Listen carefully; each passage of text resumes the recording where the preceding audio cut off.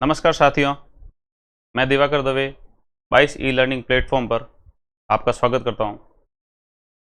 जैसा कि हमने पहले की क्लासों में करंट अफेयर से संबंधित कुछ टॉपिक पढ़े हैं, उसी क्रम को आगे बढ़ाते हुए आज कुछ नए टॉपिक जो आगामी परीक्षाओं में बहुत इंपॉर्टेंट है उनसे संबंधित कुछ चर्चाएं करेंगे। तो अगले 1 घंटे तक बने रहिए मेरे साथ कुछ नए टॉपिक के साथ में। पहला जो हमारा आज का टॉपिक है वह है G7 शिखर सम्मेलन। G7 अभी कुछ समय पहले तक G8 हुआ करता था। उसके बाद में जब रसिया के ऊपर सैंक्शंस लगाए गए और रसिया को G8 देशों से हटा दिया गया, तो यह जो समूह है ये G8 से G7 हो गया है। इस G7 देश के जो सदस्य राष्ट्र है वह वही सदस्य राष्ट्र है जो इकोनॉमिक पावर रखते हैं। तो जो 7 बड़े इकोनॉमिक पावर है आज की तारीख में, वो सब इस G7 के सदस्य देश है। मुख्य रूप से बात करें तो इसके जो सदस्य राष्ट्र है वह है Germany, Canada, France, Italy, Japan, Britain और अमेरिका। इन G7 सदस्य देशों के द्वारा प्रतिवर्ष अपनी एक बैठक बुलाई जाती है। इस बार जो बैठक हुई है इनकी, वह जर्मनी के स्लॉस एल्मो शहर के अंदर हुई थी, जो 26 से 28 जून 2022 को हुई थी। इस बैठक के अंदर जब भी G7 की बैठक होती है तो इसके अलावा जो अन्य देश रहते हैं उनको अतिथि राष्ट्र के रूप में या गेस्ट कंट्री के रूप में भी ये G7 की अपनी बैठक में आमंत्रित करते हैं। तो इस बार जो G7 की जो बैठक थी उसमें भारत अतिथि राष्ट्र के रूप में उसमें सम्मिलित था। पूरे विश्व में ऐसा नहीं था कि सिर्फ भारत ही उसमें सम्मिलित था। भारत के अलावा अर्जेंटीना, इंडोनेशिया, सेनेगल और दक्षिण अफ्रीका भी G7 के अतिथि राष्ट्र के रूप में वहां पर शामिल थे। भारत की तरफ से प्रधानमंत्री श्री नरेंद्र मोदी G7 की बैठक में गए थे। इस जर्मनी की इस बैठक के बाद में उन्होंने जर्मनी के अलावा UAE की यात्रा भी की थी। तो यह इनकी 3 दिवसीय यात्रा रही थी। तो यह इससे मुख्य संबंधित कुछ चीज़ें हैं जो हमें पता होनी चाहिए। तो वह मैं लिख रहा हूं, तो आप नोट डाउन करें।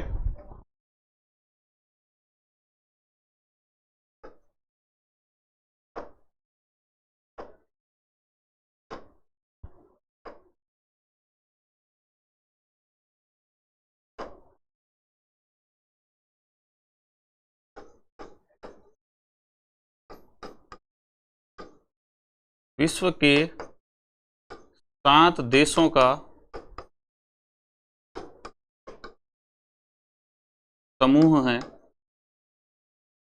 G7। तो ये 7 देश कौन से हैं? जर्मनी, कनाडा, फ्रांस,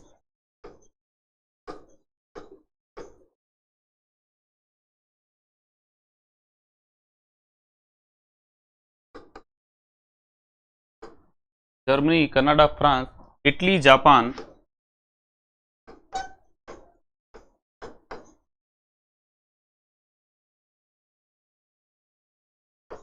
देखो मैं शॉर्ट में लिख रहा हूँ, यूके, यूनाइटेड किंगडम और USA।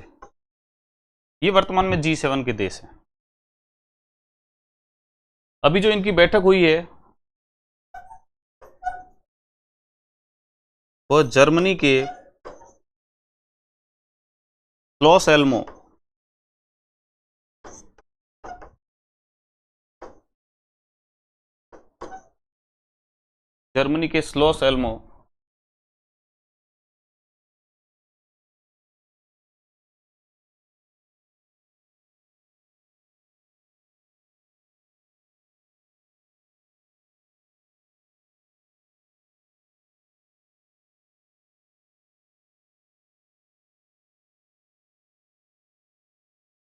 शहर में 26 से 28 जून 2022 को इनकी बैठक हुई।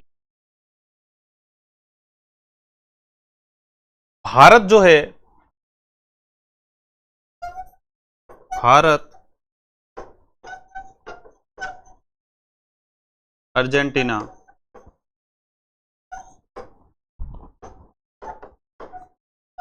सेनेगल, दक्षिण अफ्रीका,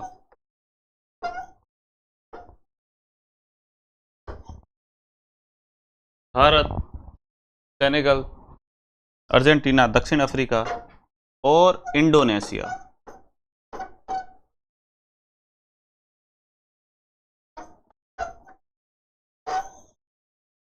ये अतिथि राष्ट्र के रूप में सम्मिलित थे।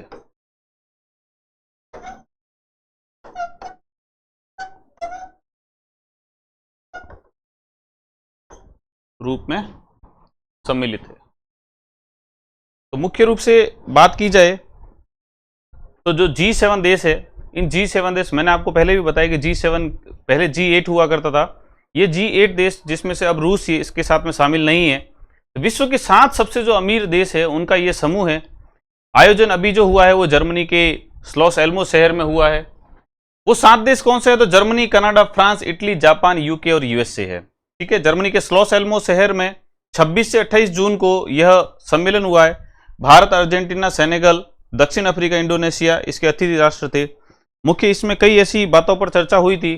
तो मुख्य रूप से देखा जाए तो अभी जो रूस और यूक्रेन के बीच में जो युद्ध छिड़ा हुआ, उस युद्ध का मतलब यहाँ पर निंदा की गई, निंदा प्रस्ताव लाया गया। इससे संबंधित यहाँ पर अन्य चर्चाएं भी की गई और ग्लोबली इकोनॉमिक के क्षेत्र में जो जो नए जो व्यापार समझौते हो सकते थे वह इन देशों के बीच में हुए हैं। नेक्स्ट अपन टॉपिक पे चलते हैं।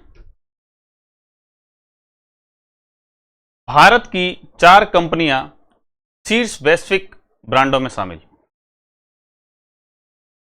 एक सर्वे एजेंसी है डेटा एनालिटिकल और ब्रांड कंसल्टेंसी कंपनी कंतार करके, जिसने 2022 की जो वैश्विक सर्वे रिपोर्ट निकाली है, उस वैश्विक सर्वे रिपोर्ट के अनुसार विश्व की जो 100 सबसे बड़ी कंपनी, जो 100 सबसे बड़े ब्रांड है, जिनकी मार्केट वैल्यू सबसे ज्यादा है, उस 100 सबसे बड़ी कंपनियों में भारत की 4 बड़ी कंपनियां हैं।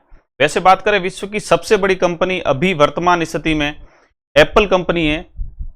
जो एप्पल के जो मोबाइल आते हैं वही कंपनी, वह एप्पल कंपनी 947 बिलियन डॉलर के साथ में विश्व की सबसे बड़ी कंपनी है। सेकेंड नंबर की बात करें तो गूगल, जैसा कि हम सब मोबाइल में चलाते ही हैं, सर्च इंजन है, ये 819 बिलियन डॉलर के साथ में विश्व की दूसरी सबसे बड़ी कंपनी है। भारत की बात करें तो विश्व के 100 बड़ी कंपनियों में भारत का पहला नंबर 46वें स्थान पर आता है। भारत की जो कंपनी है TCS, टाटा कंसल्टेंसी सर्विस, वह इसी क्षेत्र में 50 बिलियन डॉलर के साथ में विश्व की 46वीं सबसे बड़ी कंपनी है। इसके बाद बात करेंगे तो HDFC जो है वो 61वें स्थान पर 35 बिलियन डॉलर के साथ, और इन्फोसिस 64वें स्थान पर, जिसकी 33 बिलियन डॉलर आज की कैपिटल है। और वर्तमान में अभी जो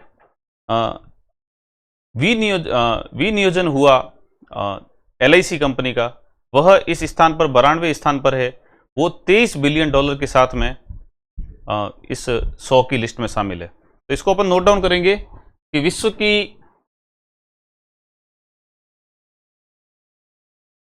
जो data analytical and brand consultancy company है, तो ये सर्वे कौन करता है? डेटा एनालिटिकल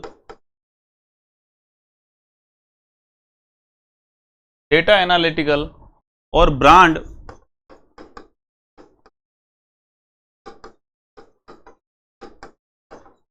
कंसल्टेंसी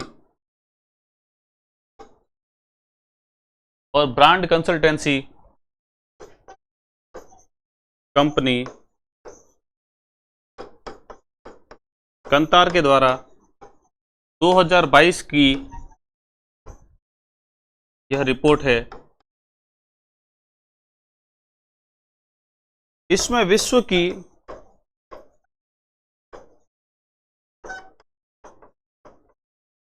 सबसे बड़ी ब्रांड या सबसे बड़ी कंपनी कहें तो वह है एप्पल, जिसकी कुल वैल्यू 947, यह जो मैं लिख रहा हूं यह बिलियन डॉलर है, 947 बिलियन डॉलर। यह विश्व की नंबर 1 कंपनी। नंबर 2 की बात करूं तो जैसा कि मैंने आपको बताया, गूगल है जो 819 बिलियन डॉलर की कंपनी है। भारत की बात करें तो भारत की पहली जो कंपनी है वो 46वें स्थान पर टीसीएस है, जो 50 बिलियन डॉलर है। भारत की जो सबसे पहली कंपनी आती है वो टीसीएस है, जो 50 बिलियन डॉलर की है। उसके बाद में मैंने आपको बताया था 61वें स्थान पर है एचडीएफसी। 61वें स्थान पर एचडीएफसी है, जिसकी टोटल कैपिटल जो मार्केट वैल्यू है वो 35 बिलियन डॉलर की है। उसके बाद में जो कंपनी थी वह है 64वें स्थान पर इंफोसिस।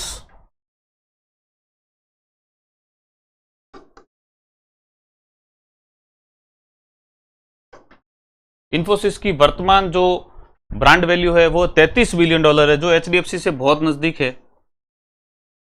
और अंतिम पे जो टॉप 100 में आ रही है वह आ रही है 92वें स्थान पर एक सरकारी कंपनी एलआईसी, जिसकी वर्तमान में जो ब्रांड वैल्यू है वो 23 बिलियन डॉलर है।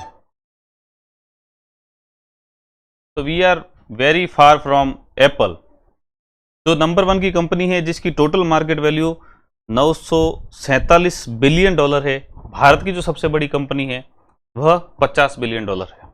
ठीक है, तो यह अपन को पढ़ना है थोड़ा सा कि क्योंकि कई बार ऐसा पूछा जाता है कि विश्व की सबसे बड़ी, भारत में सबसे बड़ी, तो हमें इसके ब्रांड वैल्यू के आधार पर जो इनका सर्वे है उस पर हमें पता होना चाहिए। तो भारत की 4 बड़ी कंपनियां हैं जो टॉप 100 में शामिल है। डेटा एनालिटिकल और ब्रांड कंसल्टेंसी कंपनी कंतार के द्वारा 2022 की ये रिपोर्ट है।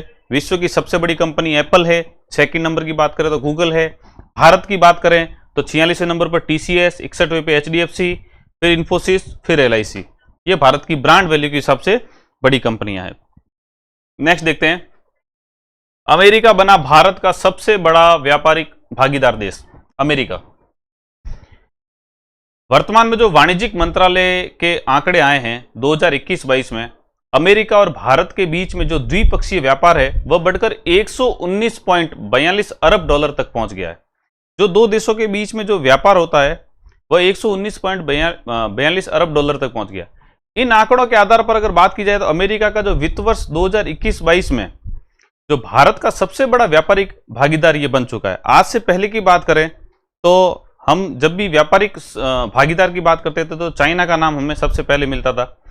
तो 2021-22 में चाइना थोड़ा सा पिछड़ के 115.42 अरब डॉलर का रहा है, और जो वित्त वर्ष 2020-21 में 86.4 अरब डॉलर का था। तो वर्तमान में बात करें तो अमेरिका जो है, अमेरिका और भारत का जो व्यापार भागीदारी है वह 119.42 अरब डॉलर हो गई है, और चाइना की वर्तमान में 115.42 अरब डॉलर हो गई है। तो 115 से 119 ज्यादा हो चुका है। इसलिए भारत का सबसे बड़ा व्यापारिक साझेदार या व्यापारिक भागीदार जो देश है वर्तमान में वह अमेरिका हो गया। यह वाणिज्य मंत्रालय के द्वारा आंकड़े जारी किए गए, क्योंकि कई बार ऐसा पूछा गया है पेपर में कि भारत का इस वित्तीय वर्ष के अंदर सबसे बड़ा व्यापारिक भागीदार देश कौन सा है, तो हमें पता होना चाहिए वर्तमान में भारत का सबसे बड़ा व्यापारिक भागीदार देश अमेरिका है। तो इससे संबंधित अपन नोट डाउन करेंगे।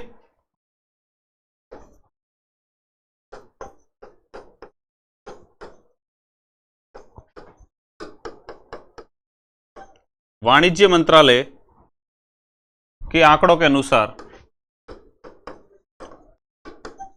वाणिज्य मंत्रालय के आंकड़ों के अनुसार 2021-22 में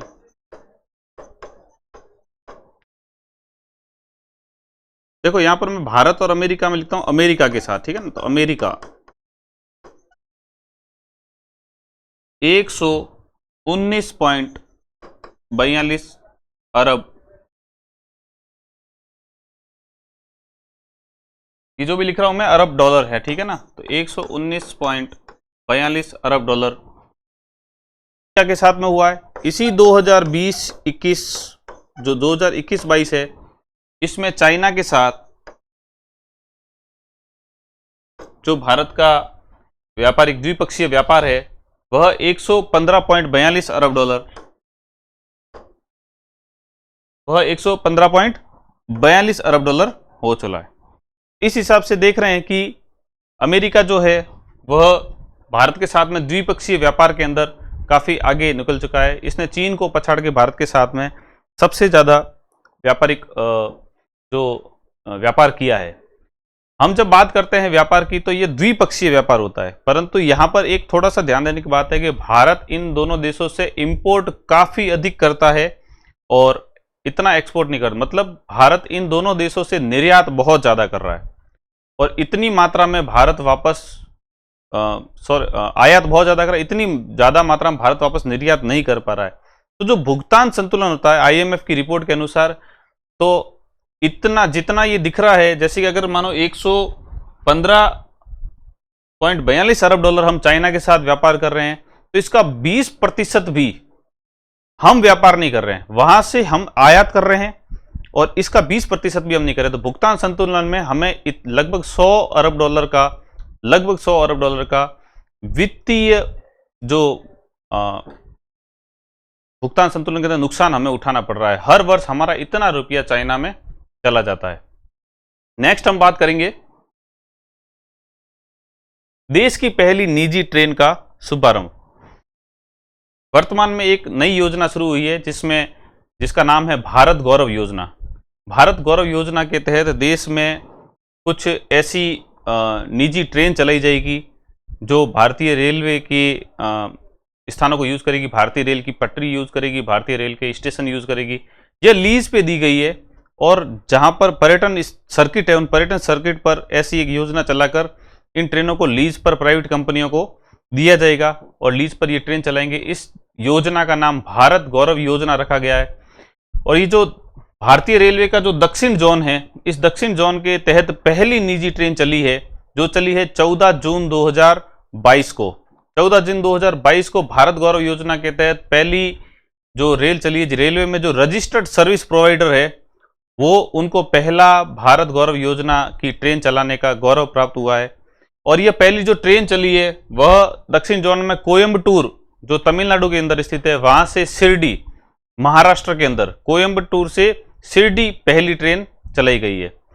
जो साउथ स्टार रेल करके सर्विस प्रोवाइडर है इसके द्वारा यह ट्रेन चलाई गई है। तो और आप सभी को पता उस निवर्तमान जो रेल मंत्री थे वह अनिल वैष्णव थे। तो ये टूरिस्ट सर्किट ट्रेन है, इसी थीम पर यह लीज पे दी जा रही है और इसी थीम पर यह भारत गौरव ट्रेन चलाई जाएगी। तो भारत गौरव ट्रेन या भारत गौरव योजना की जब बात हो तब आपको याद रखना है कि भारत गौरव योजना भारतीय रेलवे में जो निजी ट्रेनें चलाई जाएगी यह उससे संबंधित है। भारत गौरव योजना, यहां पर एक बात लिखनी है, इस योजना का नाम जो है वह भारत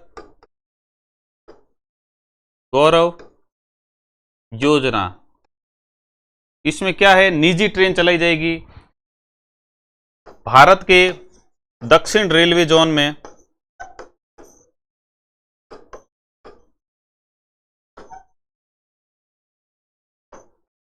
दक्षिण रेलवे जोन के अंदर 14 जून 2022 को 14 जून 2022 को यह पहली ट्रेन चली है जो कहां से कहां तक चली है,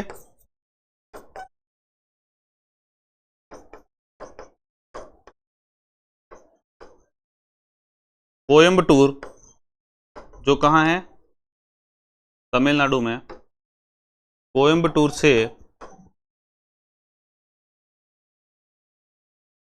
शिरडी, शिरडी कहां है महाराष्ट्र।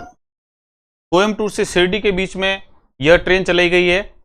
तो रेल मंत्री अनिल वैष्णव के द्वारा यह योजना शुरू की गई है। तो आपको इससे संबंधित याद रखना है कि भारत गौरव योजना जो इसकी जो थीम है वह टूरिस्ट सर्किट ट्रेन है।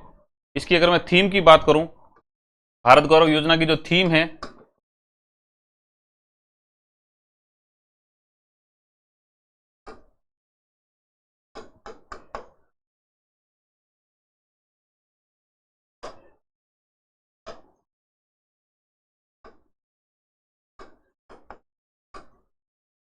ये टूरिस्ट सर्किट ट्रेन रहेगी और रेल मंत्री जो है व अनिल वैष्णव के द्वारा ये योजना शुरू की गई। जितने भी सांस्कृतिक विरासत के जो रेल रूट है, उन रेल रूटों पर भविष्य में ऐसी योजना से संबंधित निजी ट्रेनें चलाए जाने का लक्ष्य भारतीय रेल के द्वारा रखा गया है।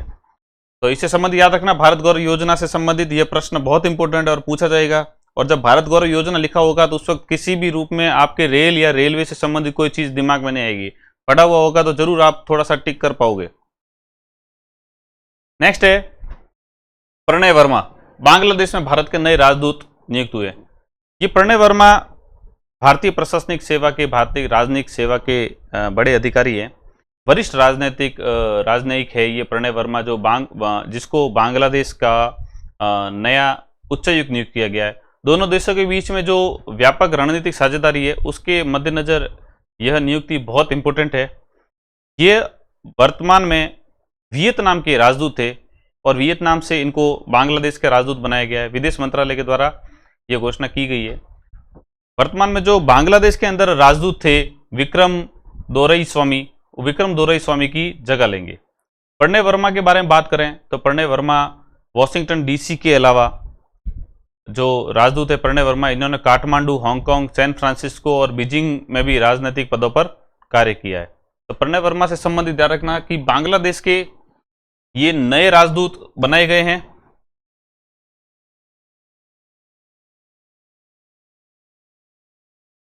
वर्तमान में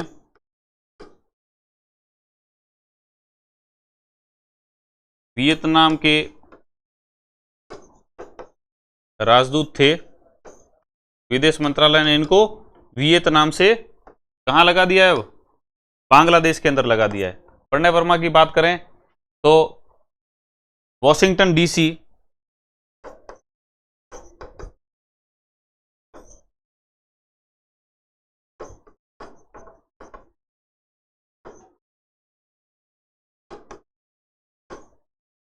San Francisco, Washington DC, San Francisco, Hong Kong और बीजिंग मुख्य रूप से इन्होंने अपनी सेवाएं दी है। रणनीतिक साझेदारियों के रूप में यह काफी अच्छा कार्य कर चुके हैं। इसके अलावा इन्होंने परमाणु ऊर्जा विभाग के अंदर जो विदेश संबंधों से संयुक्त सचिव के रूप में भी इन्होंने कार्य किया है और ये 1994 बैच के अधिकारी है। तो इनकी नियुक्ति बहुत इंपॉर्टेंट मानी जा रही है। वर्तमान में जो भारत के जितने भी पड़ोसी देश हैं उन पड़ोसी देशों पर एक नई फ्री बी के तहत चाइना इनको काफ़ी रूप में इतना लोन दे चुका है, इतना ज़्यादा पैसा दे चुका है कि अब इनको ब्याज भी भरना मुश्किल हो रहा है। और धीरे धीरे चाइना ने भारत के सारे पड़ोसी, जैसा कि आपने देखा कि श्रीलंका की जो हालत हुई, तो ऐसी स्थितियों में एक ऐसे रणनीतिक व्यक्ति की आवश्यकता है जो उनकी देश के अंदर जो चीज़ें हो रही है उन चीज़ों को थोड़ा कंट्रोल कर पावे।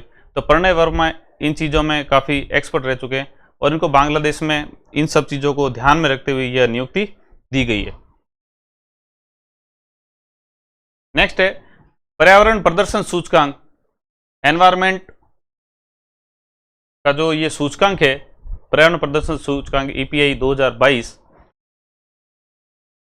क्या इंपॉर्टेंट है इसमें? तो इसमें एक ऐसी चीज हुई है जो भारत के जो सरकार है, जो केंद्रीय पर्यावरण मंत्रालय है, वह बिल्कुल उनको पसंद नहीं आएगी। ये पर्यावरण प्रदर्शन सूचकांक जो बात करता है कि विश्व के देशों के ऊपर वह अपनी रिपोर्ट तैयार करता है कि किस विश्व का देश, कौन सा विश्व का देश कितना ज़्यादा पर्यावरण से आच्छादित है और कितना पर्यावरण प्रदूषित है। तो उस देश की जो जारीकर्ता, इसका जारीकर्ता येल और कोलंबिया विश्वविद्यालय, इन देशों के द्वारा विश्वविद्यालय के द्वारा जो ये सूचकांक जारी किया गया, इस सूचकांक में विश्व का सबसे ज़्यादा पर्यावरण समृद्ध जो देश बताया है वह डेनमार्क को बताया है।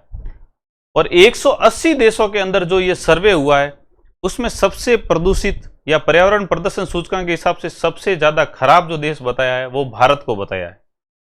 उसने बोला है कि 180 देश अगर दुनिया के जिस पर सर्वे हुआ है उसमें सबसे पर्यावरण प्रदर्शन सूचकांक जो है, कि पर्यावरण प्रदर्शन में कई चीजें थी, जैसे कि कार्बन के उत्सर्जन को कम करना और भारत के जो AQI है, एयर क्वालिटी इंडेक्स है उससे संबंधित कई चीज़ें, तो वह सबको मिलाकर भारत को इन्होंने विश्व का सबसे अंतिम देश बताया है। तो ये ध्यान रखना कि इसका जो पर्यावरण प्रदर्शन सूचकांक है, इसका जो जारी करता है, ये किसने जारी किया है, तो याद रखना येल और कोलंबिया विश्वविद्यालय, येल और कोलंबिया विश्वविद्यालय के द्वारा संयुक्त रूप से यह इंडेक्स जारी किया जाता है। इसमें इस प्रदर्शन सूचकांक में प्रथम जो देश बताया है वह डेनमार्क को बताया है, और 180वें नंबर पर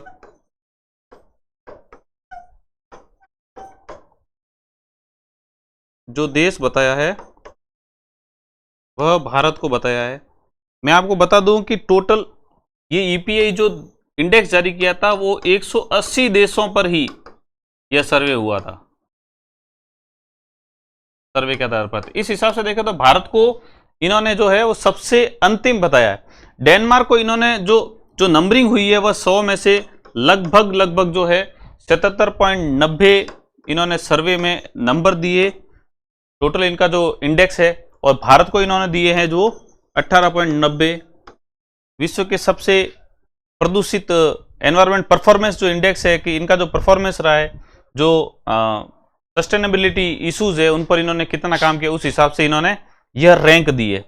वैसे इसमें यह याद रखने वाली बात है कि भारत का जो पर्यावरण मंत्रालय ने सूचकांक को पूर्ण रूप से खारिज कर दिया है। तो ये याद रखना कि भारत के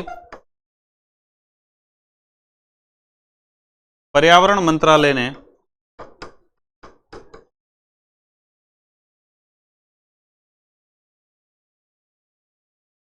इस सूचकांक को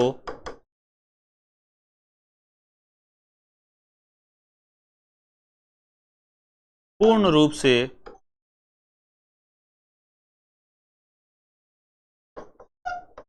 खारिज कर दिया है।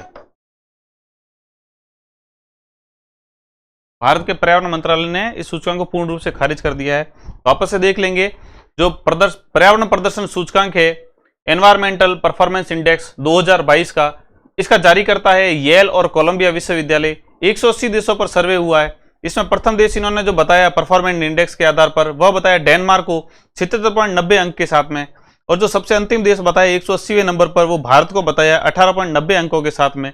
भारत के पर्यावरण मंत्रालय ने इस सूचकांक को पूर्ण रूप से खारिज कर दिया है कि इन्होंने जो सूचकांक के लिए जो आंकड़े लिए हैं वह आंकड़े पूर्ण रूप से तथ्यात्मक नहीं है, प्रैक्टिकल नहीं है। नेक्स्ट देखते हैं justice S Shinde, Rajasthan high court के मुख्य न्यायाधीश। जस्टिस एस शिंदे से संबंधित बहुत ही जबरदस्त चीज है कि इनका जो कार्यकाल है वो 42 दिन का ही रहेगा। तो इनके राजस्थान हाईकोर्ट के मुख्य न्यायाधीश बनेंगे जस्टिस जो संभाजी, इनका पूरा नाम संभाजी शिवाजी शिंदे है, एस शिंदे, संभाजी शिवाजी शिंदे राजस्थान हाईकोर्ट के 39वें मुख्य नए मुख्य न्यायाधीश के रूप में पद की शपथ लेंगे। और जस्टिस अकील कुरैशी जो 6 मार्च 2022 को सेवानिवृत्त हुए हैं, उनके बाद में ये 21 जून को इनको शपथ दिलाई गई थी राज्यपाल कलराज मिश्र के द्वारा, परंतु यह मात्र 42 दिन के लिए ही मुख्य न्यायाधीश के रूप में रहेंगे।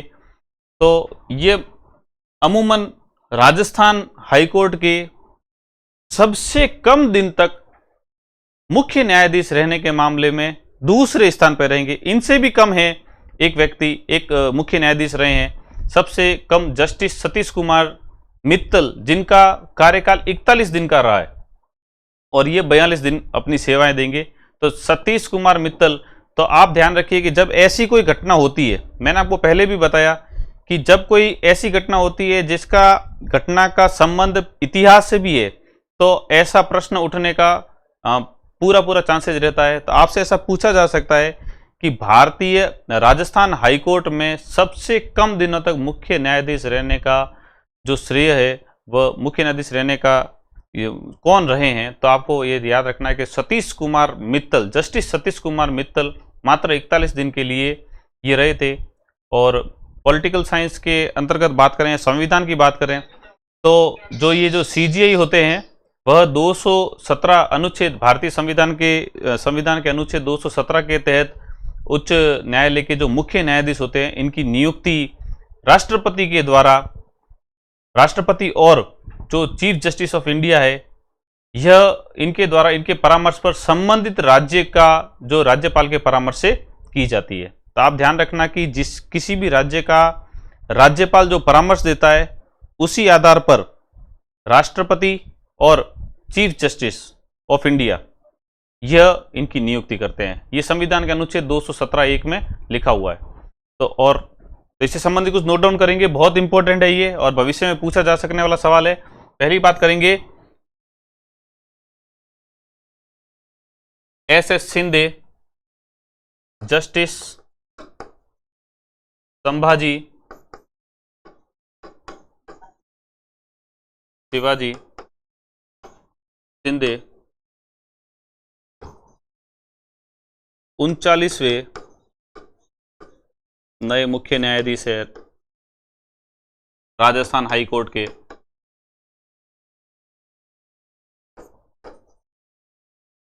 इनका कार्यकाल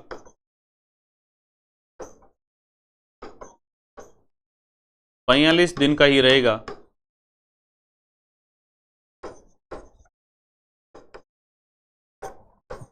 सबसे कम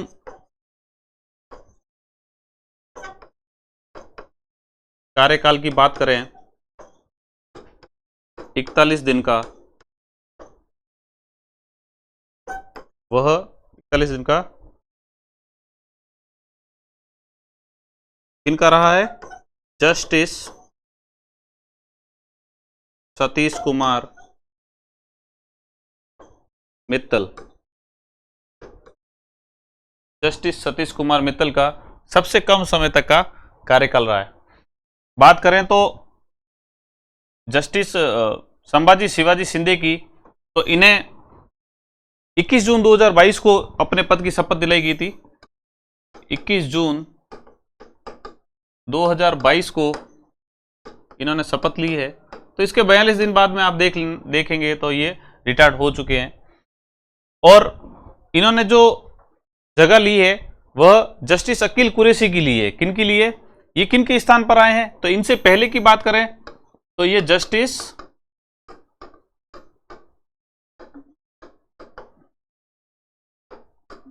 अकील कुरैशी के स्थान पर इनको राजस्थान का 39वां न्यायाधीश बनाया गया है। और मैंने आपको बात की तो जो मुख्य न्यायाधीश की नियुक्ति होती है वह संविधान का अनुच्छेद 217(1) के तहत, उसमें यह स्पष्ट वर्णन लिखा हुआ है कि इनकी नियुक्ति राज्यपाल के परामर्श से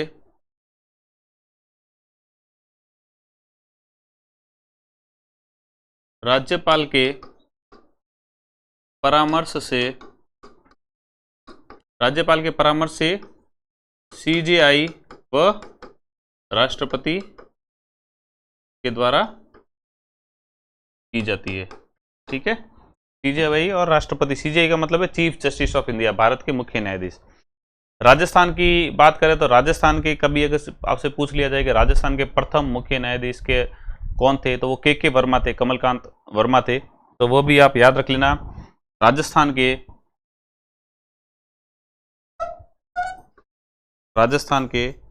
हाईकोर्ट की बात कर रहा हूं, प्रथम मुख्य न्यायाधीश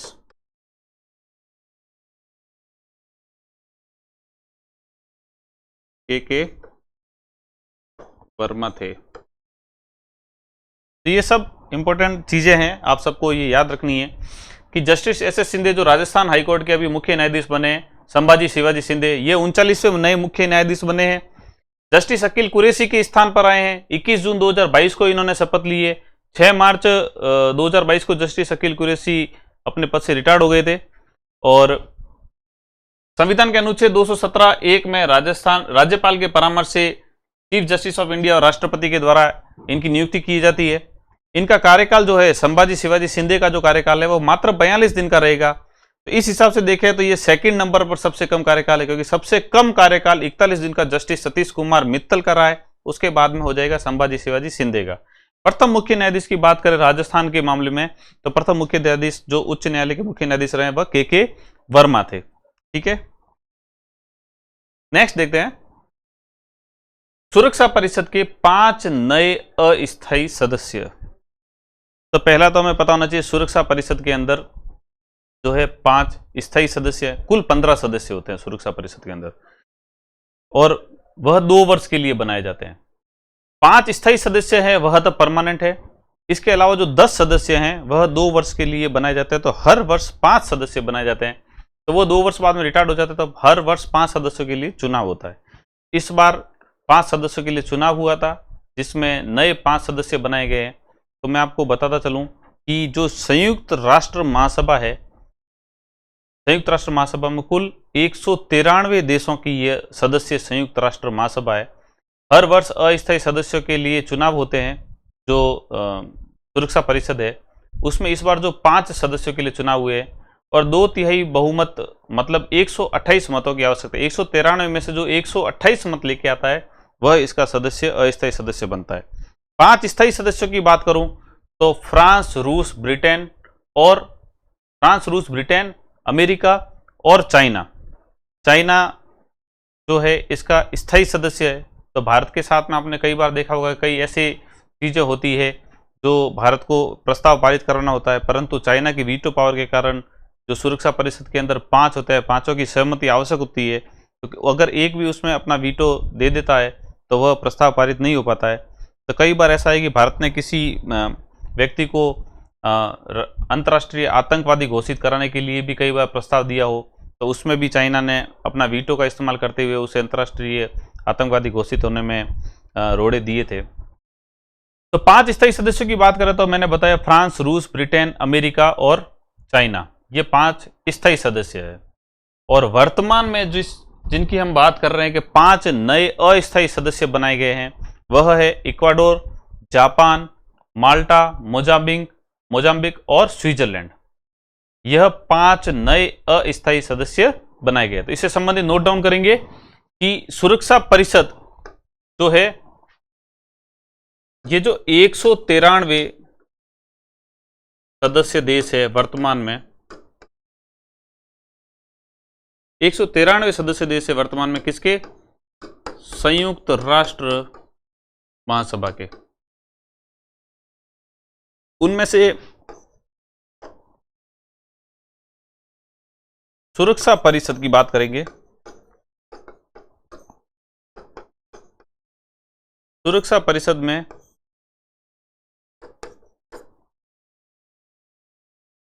5 स्थायी देश है। जो सुरक्षा परिषद के 5 स्थायी सदस्य रहते हैं वो कभी चेंज नहीं होंगे, वो हमेशा यथावत रहेंगे। किस कौन कौन से हैं? तो France, Britain, America, France, Britain, America, रूस और चाइना। यह 5 स्थायी सदस्य है। वर्तमान में जो 2023-24 के लिए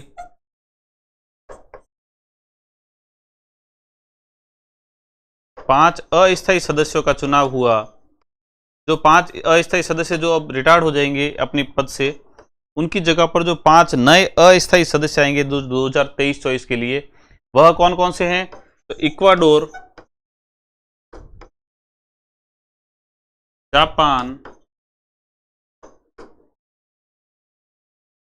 Mozambique, Ecuador, Japan, Mozambique, Malta और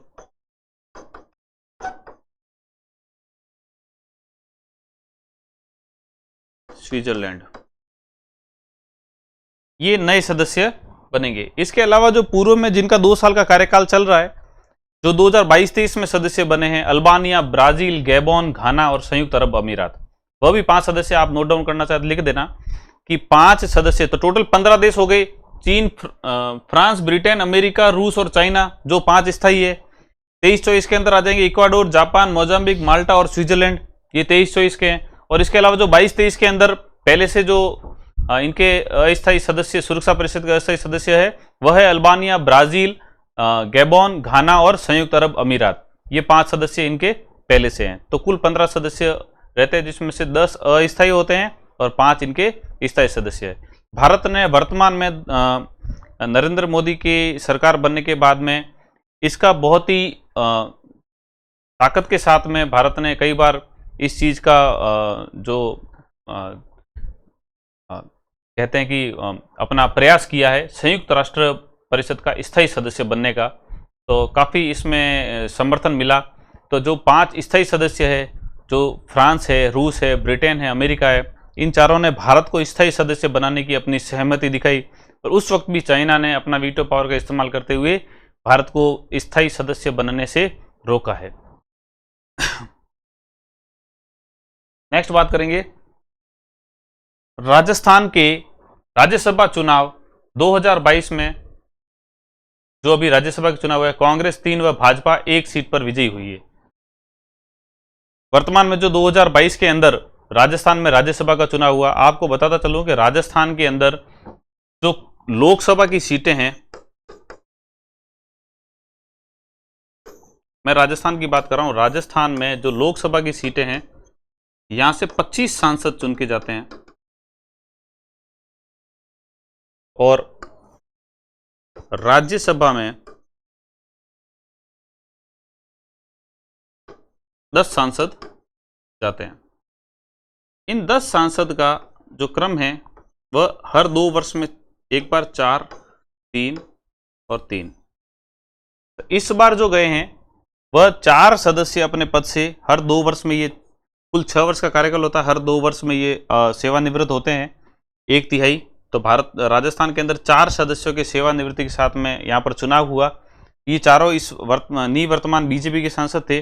और इस बार जब चुनाव हुआ तो 3 कांग्रेस के जीतते हैं और 1 बीजेपी का जीता है। तो कांग्रेस की बात करेंगे तो रणदीप सुरजेवाल, मुकुल वासनिक और प्रमोद तिवारी जो कांग्रेस की तरफ से राज्यसभा के सांसद बने हैं, और जो घनश्याम तिवारी है वह बीजेपी की तरफ से राज्यसभा के लिए चुने गए। इसके अलावा एक निर्दलीय प्रत्याशी सुभाष चंद्रा जो थे, उनको कुल 30 ही वोट मिले थे, तो वह इस तरह से इसमें जीतने में असफल रहे थे। तो मैं आपको लिखा दूं कि कांग्रेस की तरफ से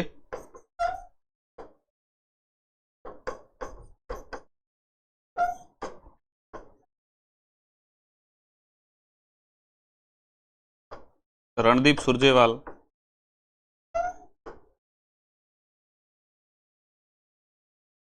मुकुल वासनिक और प्रमोद तिवारी।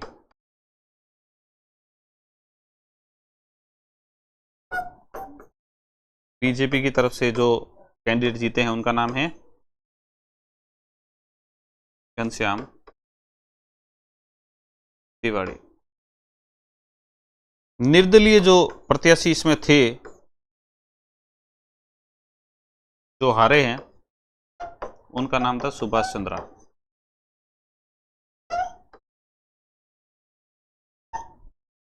वो निर्दलीय प्रत्याशी रहे हैं। राज्यसभा में जो 4 सीटें थी, ओम माथुर, केजे अल्फोंस, राम कुमार वर्मा आदि जो पहले राज्यसभा के सांसद थे, उनके सेवानिवृत्त होने पर ये सीटें रिक्त हो गई थी। इन सीटों पर 10 जून 2022 को ये चुनाव संपन्न हुए हैं। ये भी आप नोट डाउन करते चले कि ये चुनाव 10 जून 2022 को संपन्न हुए हैं चुनाव राजस्थान में। तो ये अगले 6 सालों के लिए, यहाँ से ये अगले 6 सालों के लिए ये सांसद राज्यसभा में चुने गए। नेक्स्ट देखिए, मृदा संरक्षण के लिए राजस्थान सरकार ने ईसा आउटरीच से किया MOU। मृदा संरक्षण वर्तमान में जो आप जिनका फोटो देख रहे हैं, जिन्हें सदगुरु के नाम से जाना जाता है, जिनका एक्चुअल नाम सदगुरु जग्गी वासुदेव है, तो सदगुरु के द्वारा एक नई मुहिम चलाई गई है सेव सॉइल। ये सेव सॉइल की मुहिम जो है वह संबंध रखती है सॉइल मतलब मृदा के उपजाऊपन से। तो इन्होंने ऐसा पाया है कि मृदा से धीरे धीरे जो शक करने की जो हमारी कैपेसिटी है ना, वो इतनी बढ़ गई है कि धीरे धीरे जो मृदा जो है वह अपना उपजाऊपन खोती जा रही है। तो इस मृदा के अंदर जो अम्लीयता जो बढ़ रही है उसको कम करने के लिए, मृदा को उपजाऊ बनाने के लिए, मरुस्थलीकरण को रोककर मिट्टी को बचाने के लिए इन्होंने भारत देश के अंदर एक मुहिम चलाई है। उसी मुहिम के तहत यह गुजरात के बाद में राजस्थान के अंदर भी इन्होंने एक ऐसा समझौता किया है, जो MOU किया है। तो इनकी जो फाउंडेशन है ईशा फाउंडेशन, तो उसकी ईशा फाउंडेशन की एक संस्था है ईशा आउटरीच। वो ईशा आउटरीच और राजस्थान सरकार के बीच में यह मृदा संरक्षण से संबंधित एक समझौता हुआ है, जिसमें यह दोनों मिलकर काम करेंगे। तो जो राजस्थान की तरफ से जो हमारे कृषि मंत्री लालचंद कटारिया थे, उन्होंने, और ईशा आउटरीच की तरफ से सदगुरु श्री जग्गी वासुदेव के द्वारा यह समझौता जो है इनका आदान प्रदान जून 2022 में हुआ है। तो गुजरात के बाद में राजस्थान दूसरा ऐसा राज्य बन चुका है जिन्होंने ईशा आउटरीच के साथ में मृदा बचाओ जो वैश्विक आंदोलन है उसको इन्होंने किया है। क्योंकि यह आप सबको पता होना चाहिए कि विश्व में जो भी चीज है उसमें कार्बन की मात्रा की आवश्यकता बहुत ज्यादा होती है। तो कृषि में भी जो न्यूनतम 3 से 6% जो कार्बन की मात्रा होनी चाहिए, इस कार्बन का काम क्या है? मिट्टी की जो अम्लता है ना, वो कार्बन के द्वारा कम हो जाती है। पौधों में जो क्लोरोफिल का जो निर्माण हो रहा है ना, उसके लिए भी कार्बन, क्लोरोफिल बनाने के लिए भी कार्बन की आवश्यकता होती है। तो कार्बनिक जो जितने भी तत्व है, उस कार्बनिक तत्वों की कमी के बाद में मिट्टी का उपजाऊपन कम हो जाता है। तो उसी कार्बनिक तत्वों को पूर्ण करने के लिए यह एक समझौता किया गया है। तो इससे संबंधित कुछ चीजें हैं जो नोट डाउन करेंगे।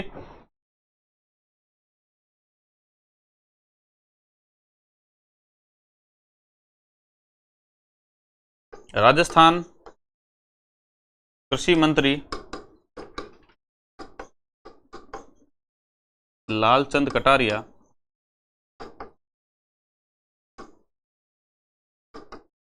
और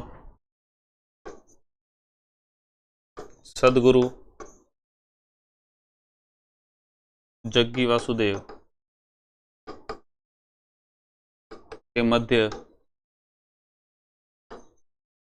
जून 2022 में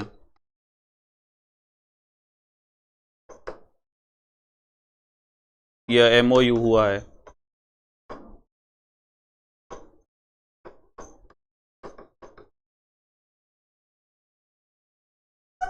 मृदा संरक्षण,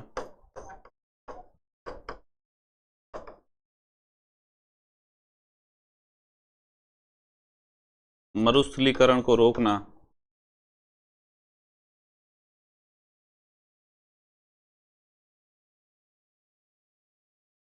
आदि काम किए जाएंगे।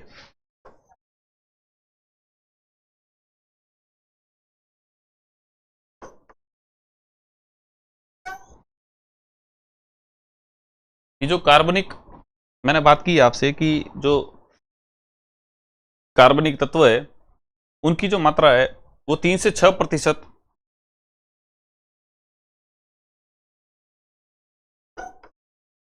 होनी चाहिए,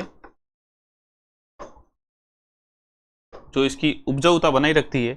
इस कार्बनिक तत्वों के द्वारा ये क्या करता है, तो आपको बता दूं कि मिट्टी की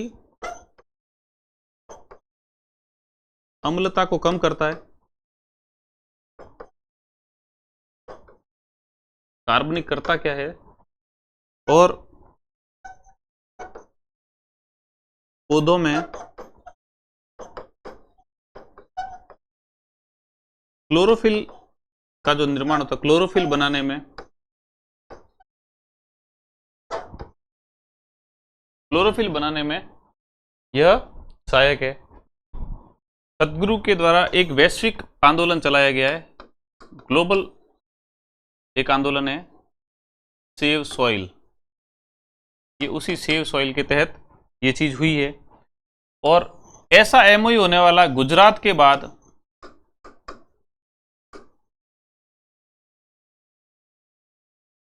राजस्थान दूसरा राज्य है जिनके साथ इस तरह का एक समझौता सदगुरु के द्वारा किया गया है। तो कुछ ऐसी चीज़ें हैं जो आपको याद रखनी है। मिट्टी बचाओ कार्यक्रम है, सेव सॉइल है प्रोग्राम है। कृषि मंत्री लालचंद कटारिया और ईसा फाउंडेशन के संस्थापक जग्गी वासुदेव के मध्य यह समझौता हुआ है जून 2022 के अंदर, जिसके तहत इस ऐसी चीज़ों पर काम किया जाएगा जिससे मिट्टी की जो उपजाऊपन है उस उपजाऊपन को व्यवस्थित रखा जा सके, उसकी अम्लीयता को कम किया जा सके, पौधों में जो क्लोरोफिल की जो बनाने की क्षमता है वह क्षमता बनी रहे और मिट्टी का उपजाऊपन बने रहे, उससे संबंधित काम करेंगे। तो ये दोनों संस्था मिलकर, राजस्थान सरकार और ईसा आउटरीच मिलकर काम करेगी। गुजरात के बाद में इस फाउंडेशन के साथ इस तरह का समझौता करने वाला राजस्थान दूसरा राज्य है, यह भी ध्यान रखना। पहला राज्य पूछे तो गुजरात है। नेक्स्ट देखते हैं, वर्ष 2021-22 के फूड सेफ्टी इंडेक्स में राजस्थान 10वें स्थान पर आया है। केंद्र सरकार ने जो food safety and standard authority of India है, जो इनकी संस्था है केंद्र सरकार की, उन्होंने नई दिल्ली में 2021-22 के अंदर फूड सेफ्टी इंडेक्स जो जून 2022 के अंदर जारी हुआ है, उसके अनुसार जो राजस्थान है वह 50.5 अंकों के साथ में 10वें स्थान पर रहा है। इससे पहले बात करें तो पिछले वित्तीय वर्ष के अंदर जो राजस्थान है वह 18वें स्थान पर था, 19-20 में वैसे 11वें स्थान पर था। तो पिछले वित्तीय वर्ष की बात करें तो यह 18वें स्थान पर था। 2021-22 में फूड सेफ्टी इंडेक्स की बात करें तो तमिलनाडु पहले स्थान पर है, गुजरात दूसरे स्थान पर इस इंडेक्स में रहा है।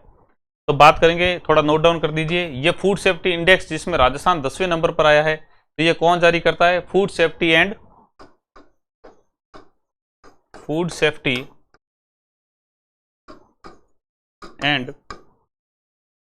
Standard authority of India, standard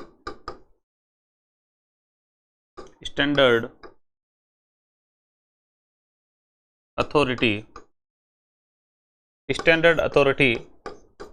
of India के द्वारा यह सूचकांक जारी किया जाता है। ठीक है ना, जारी कौन करता है? इनके द्वारा जारी किया जाता है। यह जो जारी किया गया है 2021-22 की आंकड़े हैं, 21-22 का जारी किया गया है। कब जारी किया गया है? जून 2022 में आया है, जून 2022 में जारी। राजस्थान 10वें स्थान पर, 2020-21 की बात करें तो 18वें स्थान पर था। ठीक है, इस इंडेक्स में ये जो फूड सेफ्टी जिसमें राजस्थान 10वें आया है, इसमें प्रथम स्थान पर तमिलनाडु है और द्वितीय स्थान पर, 2 स्थान याद रख लो, प्रथम स्थान पर तमिलनाडु और द्वितीय स्थान पर गुजरात है। तो याद रखना, वर्ष 2021-22 में फूड सेफ्टी इंडेक्स में राजस्थान 10वें स्थान पर है। Food safety and standard authority of India के द्वारा यह सूचकांक जारी किया जाता है।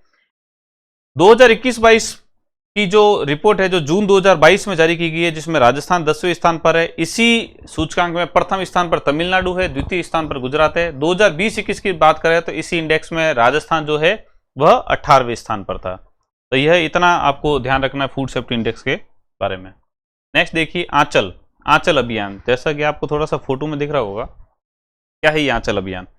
यह आंचल अभियान जो राजस्थान के करौली जिला है, उस करौली जिला में जो गर्भवती महिला हैं उनके विशेष स्वास्थ्य देखभाल के लिए एक कार्यक्रम शुरू हुआ है, आंचल। तो ऐसा कुछ कार्यक्रम जो किसी जिले में शुरू होता है, ये बहुत इंपॉर्टेंट हो जाता है राजस्थान में भविष्य में होने वाले सभी एग्जाम को देखते हुए, कि राजस्थान का जो करौली जिला है उसमें गर्भवती महिलाओं के लिए विशेष स्वास्थ्य देखभाल के लिए एक कार्यक्रम शुरू हुआ है। देखो यहाँ पर दिख रहा है जिला प्रशासन, थोड़ा सा अगर आप देखते होंगे तो जिला प्रशासन लिखा हो, जिला प्रशासन चिकित्सा स्वास्थ्य एवं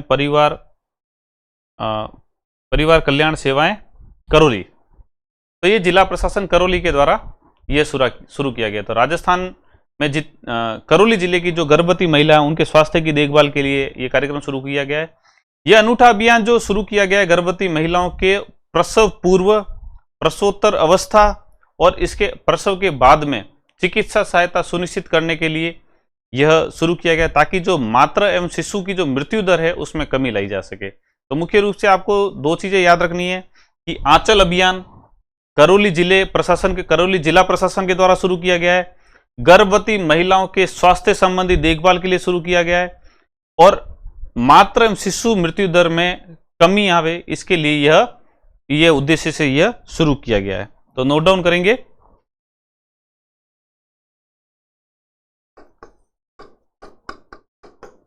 करौली जिला प्रशासन द्वारा यह अभियान शुरू किया गया है।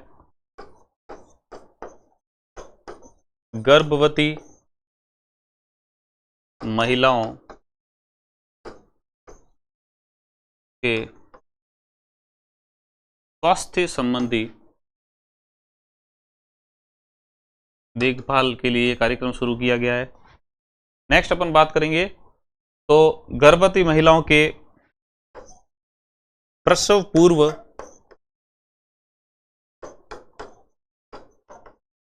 प्रसवोत्तर अवस्था, मतलब प्रसवोत्तर का मतलब होता है प्रसव के बाद में, प्रसवोत्तर अवस्था में देखभाल के लिए यह किया गया है। और इसका जो उद्देश्य है ये क्यों किया जा रहा है, तो इसका उद्देश्य आपको स्पष्ट हो ही रहा है, ताकि मातृ एवं शिशु मृत्यु दर में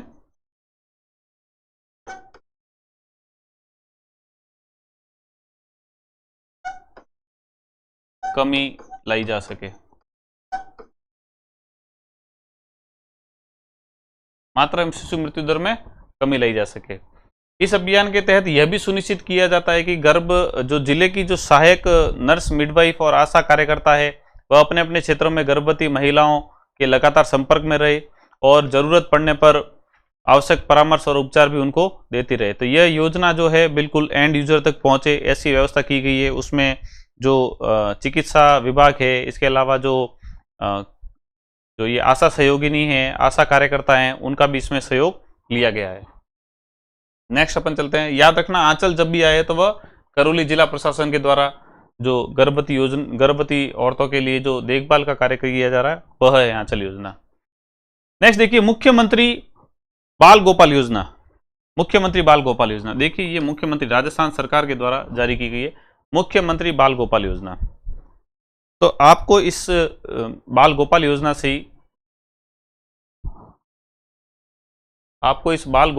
से ही पता चल रहा होगा कि यह कुछ न कुछ तो बच्चों से संबंधित है। तो ये मुख्यमंत्री बाल गोपाल योजना की बात राजस्थान के मुख्यमंत्री श्री अशोक गहलोत ने बजट 2022-23 में भी इससे संबंधित बात की थी और इसी बाल गोपाल योजना की मंजूरी उन्होंने दे दी थी। इस योजना के तहत कक्षा जो 1 से लेकर 8वीं तक के बच्चे हैं उनको सप्ताह में 2 दिन दूध उपलब्ध करवाया जाए, यह सुनिश्चित किया जाएगा।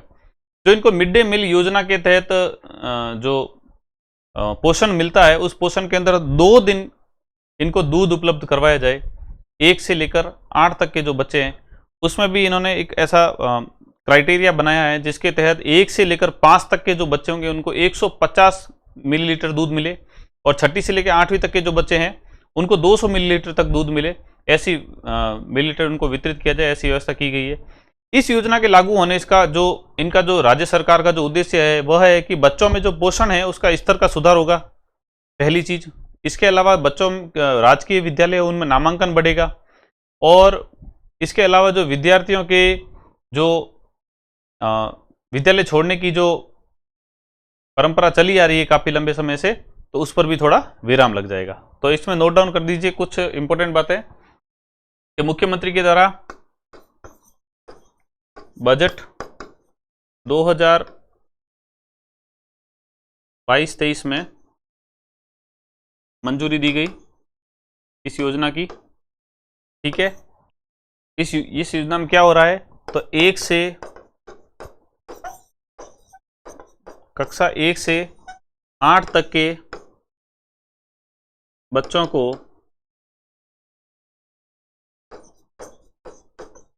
सप्ताह में 2 दिन सप्ताह में 2 दिन दूध उपलब्ध करवाया जाएगा।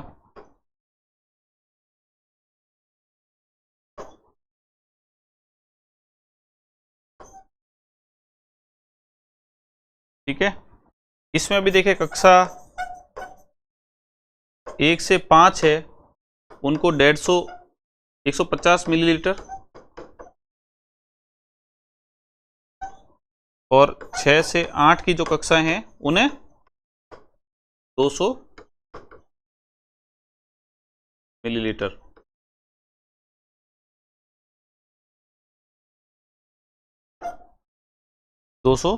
मिलीलीटर यह इनको उपलब्ध कराया जाएगा। दूसरा जो बात की कि इसका उद्देश्य क्या है, तो उद्देश्य दूध अगर पिला रहे हैं तो दूध से क्या होगा, बच्चों में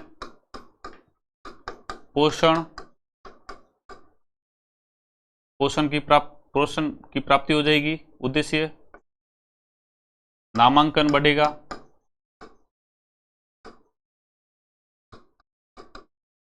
और पलायन, जो बच्चों का पलायन स्कूल से होता है वो पलायन भी रुकेगा। ऐसे कुछ उद्देश्य इन्होंने, उपस्थिति में वृद्धि होगी। इसके अलावा जो बच्चे स्कूल कम जाते हैं उनकी उपस्थिति भी बढ़ेगी, ऐसा सरकार के द्वारा बताया गया है। ठीक है, नेक्स्ट प्रश्न की तरफ चलते हैं। थोड़ा याद रखना, मुख्यमंत्री बाल गोपाल योजना, वैसे भी बाल गोपाल योजना आपके दिमाग में आएगी तो दूध वैसे ही आपके दिमाग में आ जाएगा।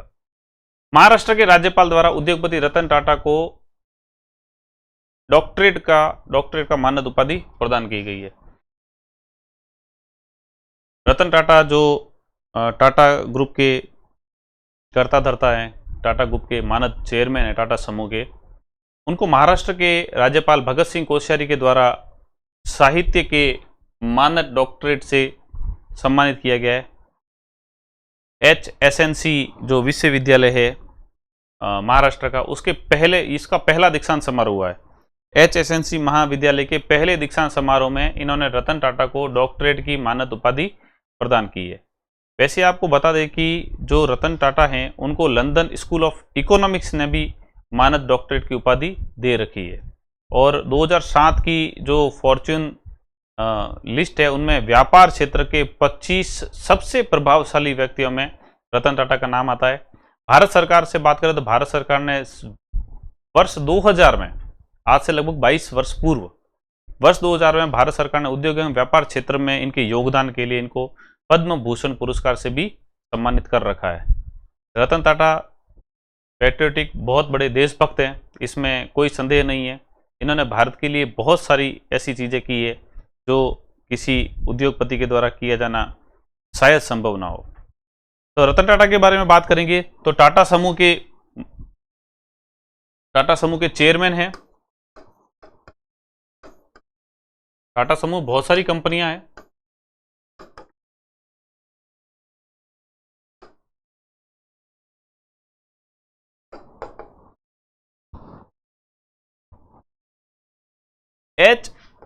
HSNC विश्वविद्यालय के द्वारा,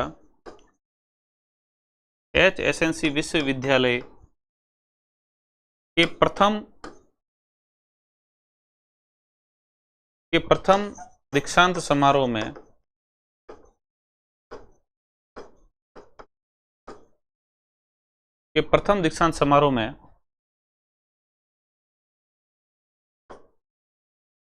साहित्य में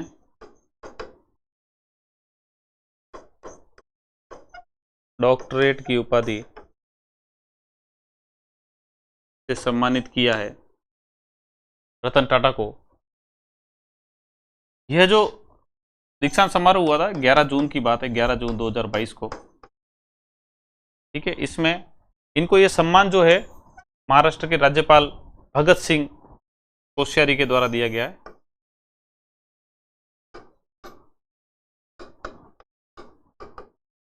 कल को पूछ ले महाराष्ट्र का राज्यपाल कौन है तो भी आपको पता होना चाहिए, भगत सिंह कोश्यारी के द्वारा यह पुरस्कार इनको प्रदान किया गया। इसके अलावा बात करें तो 2000 में भारत सरकार ने इनको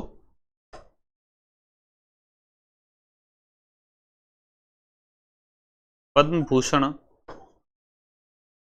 प्रदान कर रखा है, भारत सरकार ने इनको पद्म भूषण से सम्मानित कर रखा है। और इसके अलावा बात करें तो London school of business, London school of business economics, school of economics, London school business economics के द्वारा इनको डॉक्टरेट की उपाधि प्रदान की गई है पहले। और कई बातें हैं इनके बारे में, इनके तो पूरी जीवनी ही है जो कई कीर्तिमानों से भरी हुई है। इससे ज़्यादा इनके बारे में और भी बहुत सी बातें हैं जो हम कभी रतन टाटा का संबंधित टॉपिक लेके अपन बात करेंगे। अभी वर्तमान में इनको डॉक्टरेट की उपाधि दी जो आपके करंट से संबंधित है। अगला है मिताली राज अंतर्राष्ट्रीय क्रिकेट से संन्यास की घोषणा की है। मिताली राज के संन्यास की घोषणा क्रिकेट से संबंधित और राजस्थान में कैसे यह करंट का विषय बन गया, तो आपको बताते चलें कि जो मिताली राज जो क्रिकेटर है जिनको जिसको भारतीय महिला क्रिकेट की सचिन तेंदुलकर के नाम से भी जाना जाता है, ये मुख्य रूप से जोधपुर राजस्थान की है। जोधपुर राजस्थान में इनका जन्म हुआ था और भारतीय महिला क्रिकेट की रीढ़ की हड्डी इनको कहा जाता था। इन्होंने अंतर्राष्ट्रीय क्रिकेट से संन्यास अभी वर्तमान में 8 जून 2022 को ले लिया है। सितंबर 2019 में इन्होंने T20 जो पैटर्न है, T20 जो खेल का एक प्रकार है, उससे भी इन्होंने सितंबर 2019 में संन्यास ले लिया था। 23 वर्ष का इनका मिताली राज का करियर रहा है। 23 वर्ष में इन्होंने अनेकों कीर्तिमान स्थापित किए हैं। इन्होंने भारतीय महिला क्रिकेट टीम की कप्तान रही है।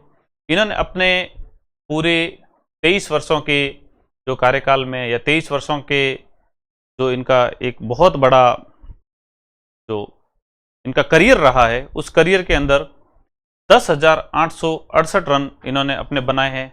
और एक ऐसा कीर्तिमान की 6 विश्व कप खेलने वाली ये पहली महिला क्रिकेटर है। 6 विश्व कप खेलने वाली, 200 से ज़्यादा इन्होंने एक दिवसीय मैच खेले हैं अपने करियर में। इन्होंने 12 टेस्ट मैचों में जो है भारतीय महिला क्रिकेट टीम का प्रतिनिधित्व किया है। 232 वनडे में इन्होंने प्रतिनिधित्व किया है। इन्होंने अपने जीवन काल में 7 शतक लगाए हैं। और भी कई ऐसे कीर्तिमान है जो मिताली राज से संबंधित है। तो कुछ जो इंपॉर्टेंट है जो मिताली राज से संबंधित वो अपन लिखेंगे कि इन्होंने संन्यास की घोषणा कर दी है और इनका जन्म जो है वह जोधपुर राजस्थान में यह मिताली राज का जन्म हुआ था। बहुत कम लोग इससे परिचित हैं। और 8 जून को इन्होंने 8 जून 2022 को इन्होंने संन्यास की घोषणा कर दी है। ठीक है, 23 वर्ष का करियर है इनका। इसके अलावा बात करेंगे तो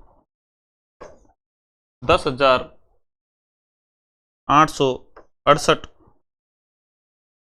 रन इन्होंने अपने बनाए हैं। 6 विश्व कप खेलने वाली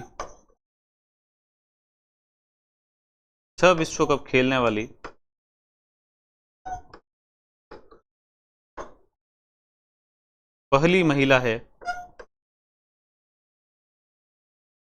6 विश्व कप खेलने वाली यह पहली महिला है। इन्होंने अंतर्राष्ट्रीय क्रिकेट से संन्यास की घोषणा की थी। संन्यास इन्होंने 8 जून 2022 को ले लिया है। ठीक है ना, तो ये अंतर्राष्ट्रीय क्रिकेट से इंटरनेट